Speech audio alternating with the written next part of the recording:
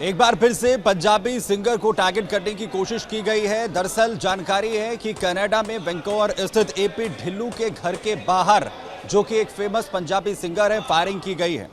Firing की यह घटना उनके घर के बाहर वैंकूवर में अंजाम दिया गया है, जिसके बाद जहां एक तरफ जांच एजेंसियां अलर्ट मोड पर आ गई हैं, एपी ढिल्लों की सुरक्षा को लेकर जांच शुरू कर दी गई है, तो वहीं जो आरोप है लॉरेंस बिश्नोई और गोल्डी बराड़ के गैंग पर लगते हुए नजर आ रहे हैं। आपको बताएं कि जिस तरीके से इससे पहले मशहूर सिंगर सिद्धू मूसेवाला हत्याकांड को अंजाम दिया गया था, उसके बाद अब एपी ढिल्लों पर भी इसी तरीके से टारगेट करने की कोशिश हो रही है।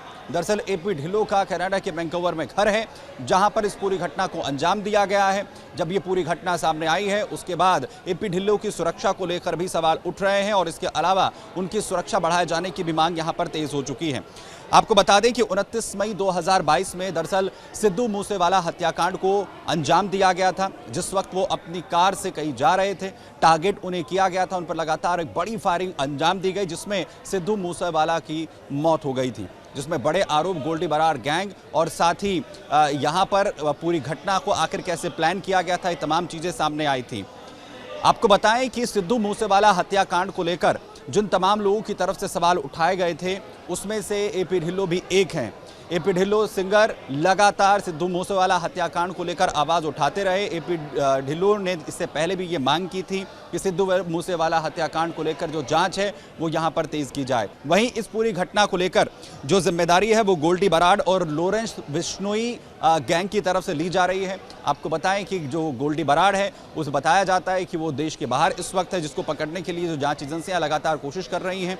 तो वहीं दूसरी तरफ लॉरेंस बिश्नोई इस वक्त भारतीय जेल में बंद है और लॉरेंस बिश्नोई गैंग पर लगातार ये सवाल उठते रहे हैं। कई बार ये आरोप भी लगे हैं कि इस तरीके की घटनाओं को अंजाम देने में लॉरेंस बिश्नोई गैंग का पूरी तरीके से हाथ है। वहीं हालांकि एपी ढिल्लों को लेकर ये किस तरीके से इस हमले को अंजाम दिया गया, इसके पीछे क्या कुछ वजह है, ये अभी तक साफ नहीं है। लेकिन खालिस्तान समर्थक लगातार जिस तरीके से कनाडा से लगातार अपनी आवाज़ उठाते रहे हैं, खालिस्तान का समर्थन लगातार करते रहे हैं, एपी ढिल्लों उन तमाम लोगों में से एक हैं जो इसके मुखालफत लगातार उनकी तरफ से की गई है। आखिर क्या खालिस्तान एंगल भी इसके पीछे है और एपी ढिल्लों को निशाना जिस तरीके से बनाने की यहाँ पर कोशिश की गई है। और दूसरा सवाल ये है कि आखिर क्या अब एपी ढिल्लों की जो सुरक्षा है उसे लेकर किसी भी तरीके की कोशिश अब जांच एजेंसियों की तरफ से यहां पर की जाएगी। लेकिन एक बार फिर से एपी ढिल्लों और एक पंजाबी सिंगर को निशाना बनाया जाना सवालों के घेरे में आता हुआ नजर आ रहा है। वहीं कनाडाई सरकार भी इस पूरे घटनाक्रम को लेकर अब एक्शन मोड में नजर आ रही है। इससे पहले भी सुरक्षा को लेकर जिस तरीके से भारत और कनाडा के बीच कई बार बातचीत का जो दौर है वो चल चुका है।